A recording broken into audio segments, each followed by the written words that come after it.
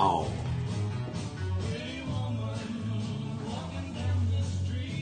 No. This video will not include archetype-specific monsters and instead focus on standalone cards. This is because there are some Yu-Gi-Oh! Archetypes that contain cards that could fill this entire list on their own, like the Ghost Trick archetype. It's a really cool looking deck and all of their cards look like that they are Halloween themed and they would be perfect for this countdown, but that is also why it would be too easy to include them. Another example is the Burning Abyss archetype, which is literally based on Dante's legendary journey to the depths of hell, so of course there's going to be demons and other scary things featured in their artwork. Or Pegasus's classic toon monsters that also all look very creepy. And I have always viewed toon cards actually as being low-key the darkest Yu-Gi-Oh! Archetype. That's just my opinion though. So let's not make this list too easy, and that all being said, let's also try to get through this countdown without mentioning Twin Long Rods.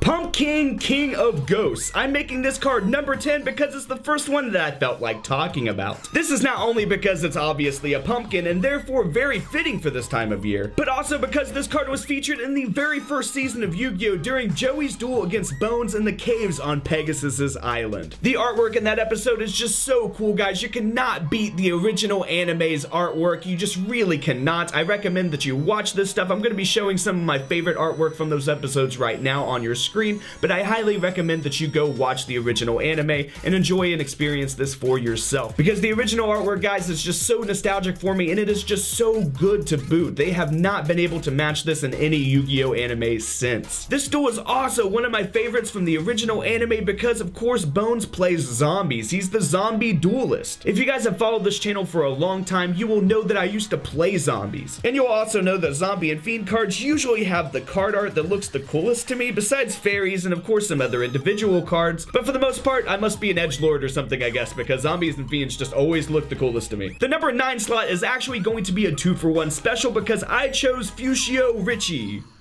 Fushio Rishi. Fushia LaBeouf Richie.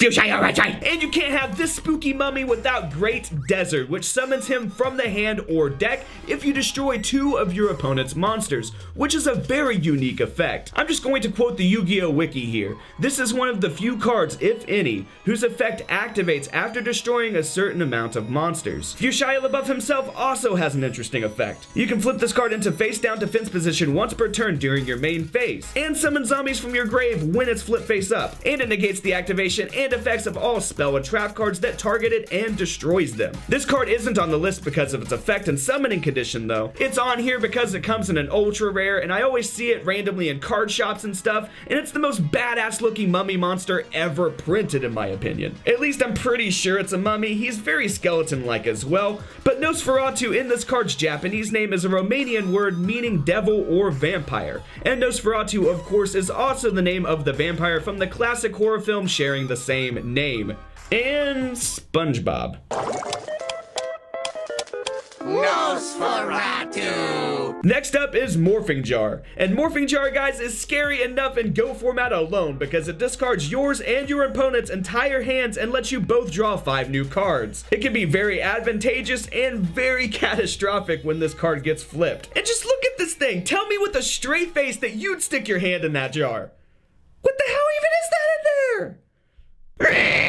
It's either something very scary hiding in the shadow, or it's the dwarf in the flask from Full Metal Alchemist. You can call me the dwarf in the flask, homunculus.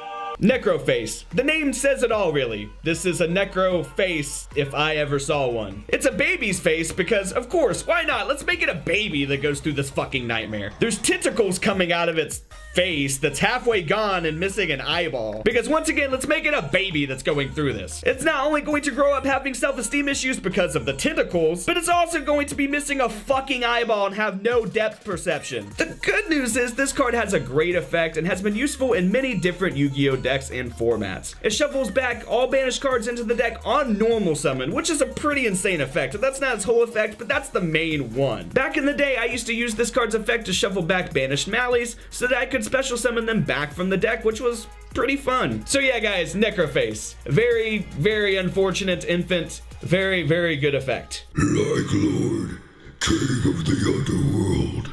I felt like putting this skeleton card on here over a certain other skeleton card because the other skeleton card is technically kind of an archetype in a deck.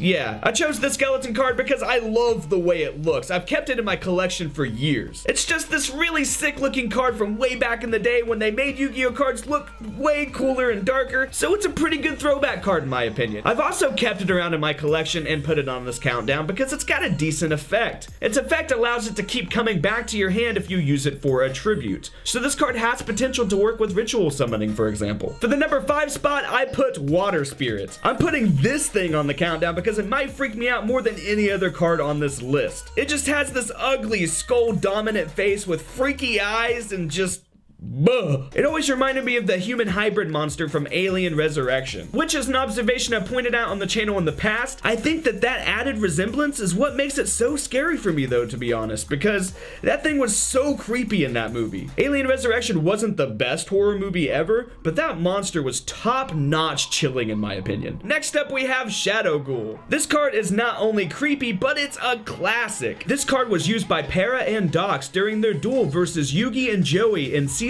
1 of Yu-Gi-Oh! This is the same duel that introduced us to other classic cards as well. Mainly though, Gate Guardian and the 3 monsters that make him up. Kazujin, Suijin, and Senga of the Thunder. Shadow Ghoul also kind of always reminded me of the Fly monster from Cronenberg's The Fly. The Fly monster in that movie always freaked me out when I was a kid. And that's still one of my favorite horror movies to this day. That movie is just so good. So that tiny bit of resemblance that I see makes this card even more terrifying for me. Even though the Fly monster that I'm talking about might look more like Metabog Lobster, but that's also an eerie card, so let's just go with it. Plague Spreader Zombie.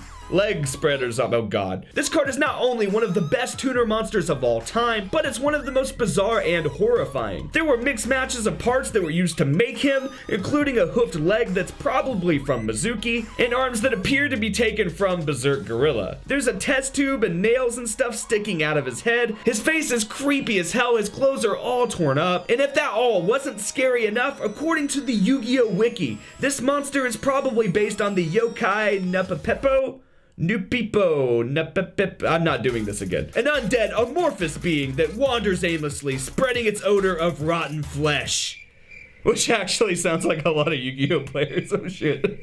Ill Blood, guys, Ill Blood. This is another classic zombie monster, but one that never saw quite the amount of gameplay as Plague Spreader Zombie. Although it has been played in different zombie builds throughout the years. Because even though it's a level 6 and a Gemini monster, it has an effect that lets you special summon zombies from either player's graveyard, which works very well with Zombie World. This card has the evil eyes going on, the crazy hair. It looks like he's a criminal psychopath or something because of the striped prison outfit and ball and chain. There's this face busting out of him, but also makes him up. Kind of like the bugs that made up Oogie Boogie and Nightmare Before Christmas, which is pretty cool considering this card looks like a doodle or something that Tim Burton would do. Remember when Tim Burton made good movies, by the way?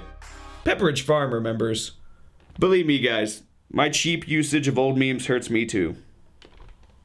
And finally, for that number 1 spot on the countdown, we have yet another 2-for-1 deal just like earlier. Except this time, we are going to end up talking about a lot more cards here because we have Dark King of the Abyss. And of course, you cannot talk about the Dark King of the Abyss without mentioning his arch rival, Dark Ruler Hades, who cast him out from his rule and started the epic journey that we can see and follow on the cards. These two monsters combined have been featured on more than a dozen Yu-Gi-Oh cards. Going over them respectively, and there's probably even more that I don't have here, especially if you guys are watching this in the future. Going over them respectively, Dark Ruler Hades has been in the artworks of Flash Effect, Destruction of Destiny, Leading Question, Victim Barrier, A Deal with Dark Ruler, Bark of Dark Ruler, Demotion, Destruct Potion, Hate Buster, Order to Smash, Sinister Yorishiro, Skill Drain, The Puppet Magic of Dark Ruler, Soul Demolition, and Trading Places. Not to mention Revived King Hades, which is really the archenemy of Dark King of the Abyss, and appears in the artworks of Destruct Potion, Fake Life,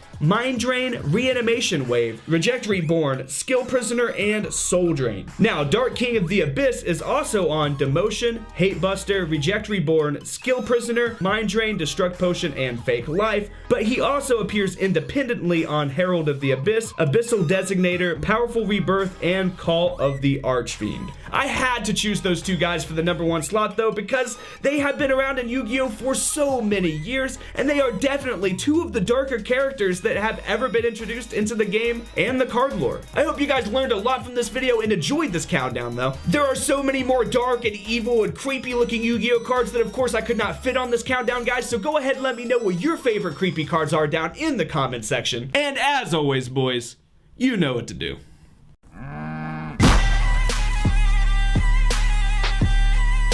Subscribe!